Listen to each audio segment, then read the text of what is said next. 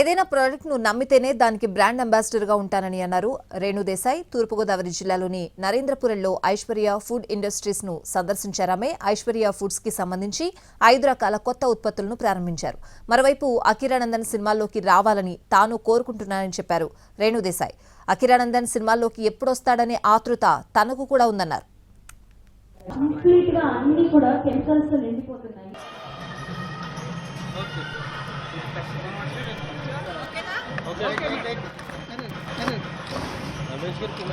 నేను మాటికి పదే ప్రతిసారి మీడియా ముందు ఏదో చెప్పినా అంటే మీ అందరికన్నా అన్నిటికన్నా I'm waiting, I'm the mother.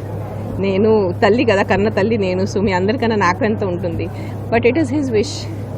అతను ఎప్పుడు అంటే అంతే. ఇప్పుడు నా కిచెన్ వచ్చి చూస్తే నిజంగా ఐశ్వర్య ప్రొడక్ట్స్ ఉన్నాయి. బికాజ్ నేను వాళ్ళని అడుగుతూనే ఉంటాను, ప్లీజ్ నాకు ఇవ్వండి, because I want to use that.